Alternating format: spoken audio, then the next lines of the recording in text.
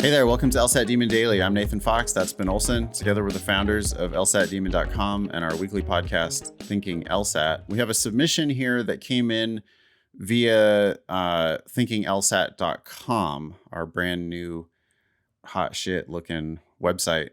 This is from Ahmad. You want to read it? Yeah, sure. Dear Ben and Nathan, in episode 345 of the Thinking LSAT podcast, you speculate about the possible reasons why someone who does not intend to apply to law school might take the LSAT. I don't remember that. I'm writing to share an additional reason I just learned over coffee with a friend. Some big consulting firms apparently treat the LSAT as an aptitude test and recruit high LSAT scores. My friend, for example, is taking the LSAT in June for no other reason than to get an advantage over peers in the recruiting cycle next year.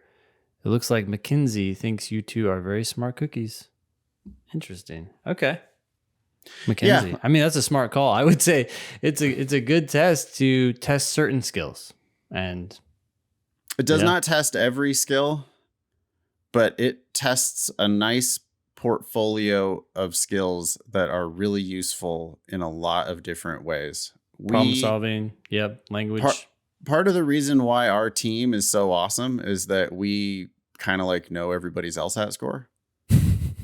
And and so, you know, it's not like we ourselves only use LSAT when we're hiring, but it means something to us that you can achieve a high score on the LSAT. What are the things, Ben? Yeah, like as a employer, as a job creator, Ben. Yeah. What do you?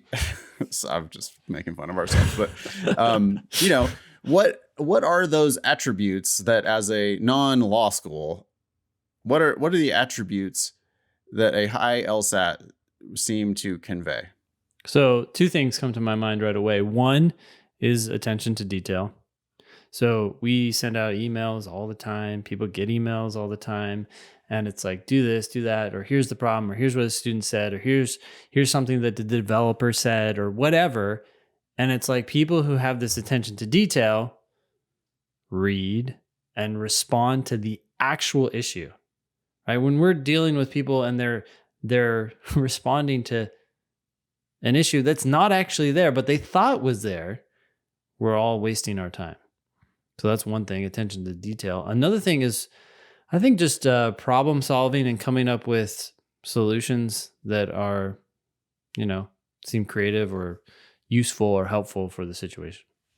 I always say 3 things, and I think that these things do apply directly to the people that we hire.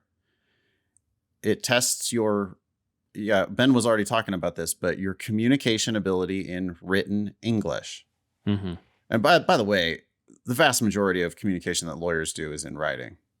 Yep. That's what lawyers want to do. They want to get it in writing. They want to put it in writing. They want to see it in writing. Like, let's stop talking about it. I want to see it in writing. And despite what you see on TV, right? It's like, so you need it in writing. So then 2 weeks from now, when or 4 years from now, when someone's arguing about something, you say, well, look right here. This is what we said. You can go do some showy argument in court, but in the reason why you won that Supreme Court case was because of the documents, not because of whatever you said in the oral argument. Yeah.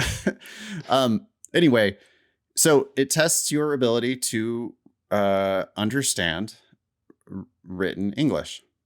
2, it tests your logic. Ben talked about problem solving and, the ability to solve systems, the ability to think about things holistically and to be able to come up with creative solutions.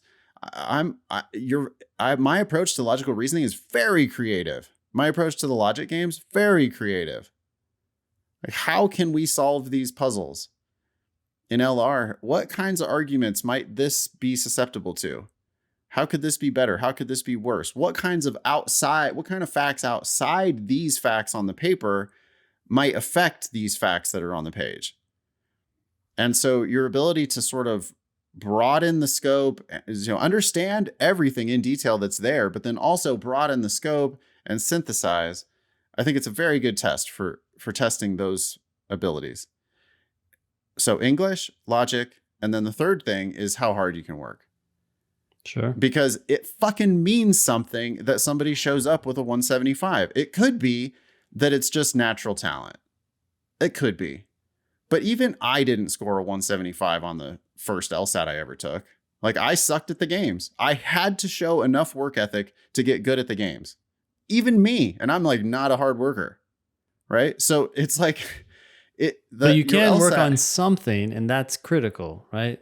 Like, even if you can't work on a whole bunch of shit, you have to be able to do your job and do the steps right. that are necessary for that. Yeah. There's no way I was not scoring in the 99th percentile on the LSAT if I did not improve my games. Like, I have a lot of natural talent for reading and writing. Like, my verbal skills are, high. But that only carried me so far. And it's like, okay, great. So you ace reading comp and you pretty much ace logical reasoning without trying. Okay, fine. But the games, like, I had to try. Mm-hmm. I had to buckle down. I had to sit down and do an hour or two every single day for however long it was. And then eventually it clicked for me.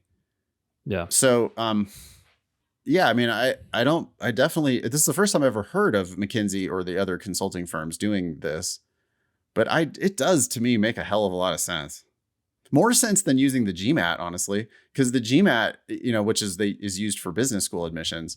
Yeah. But the GMAT is like half of it is math. And so it's just sort of like, well, how much math did you take in high school and college? And can you like brush up and review that math? It's just not as hard as, I don't know. I feel like the LSAT tests more useful skills, really. It's less about what you have remembered and more about what you can do to process the information you've been given. Yeah. I mean, I guess, memorization is a form of work too. So like the fact that you do remember the quadratic equation, like that you forced yourself to memorize this abstract thing and know how to apply it to solve a system, that does mean something for sure. But the LSAT tests a lot of really useful skills. Not that the vast majority of our listeners are going to use it to go to law school, but I do believe in it. As a test, it tells me a lot. That one number can tell me a lot. Mm-hmm. Doesn't tell me everything, but it can tell me a lot. Well, look, it's been studied, and it has along with UGPA. Well, without UGPA, it has a 60% correlation. I'm not sure I'm fully saying that correctly, but it has a 60% correlation with your first year grades in law school, which is no joke. Law school itself is a challenge. It's work. 60%? Where'd you get that number? I thought I remember something lower than that.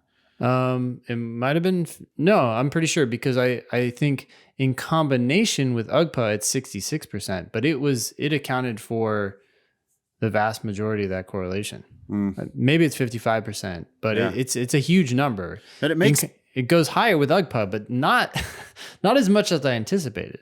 It makes perfect sense. I think like applicants are like, well, no, but I'm going to kill it in law school. Standardized tests are hard for me. Yeah. Okay. Yeah. But you've never taken this standardized test before. And this standardized test is different. It's not a memorization test at all. It's a skills-based test that you have to learn how to practice, how to do this. Yeah. And it's testing your ability to read carefully in English, your logical abilities to sort of see how rules interact with each other. And it's testing how hard you can work at this damn thing, especially on the games. Just like, how much do you want it? And those three things in your 1L year of law school are like 100% critical. That's everything. That's the entire game. Yeah. Just even the process of law school. Yeah. And law school's harder, by the way, than the LSAT is. I mean, like talking these to Sarah, court cases are longer, and they're written in English that was written way worse in the 1800s. Yeah, you think that the reading comprehension on the LSAT is hard? It's nothing. It's nothing. Have you ever seen a law book? Yeah. I mean, like the shit you're going to do in your 1L year is it. Sarah thought that she was being hazed. Academic hazing. She said she thought she was in a blender. And like, that's somebody who scored whatever, 99, 170, whatever that Sarah scored and had awesome undergraduate grades and was in Harvard. Yeah. And she's like, oh, I never had any idea how hard shit could be until I got there. So master the LSAT. Yeah. Okay. Thanks, Ahmad, for that submission. Yeah. That's awesome. Interesting. Yeah. Email daily at lsatdemon.com if you'd like to ask us a question or share some LSAT or law school admissions news. Thanks for listening.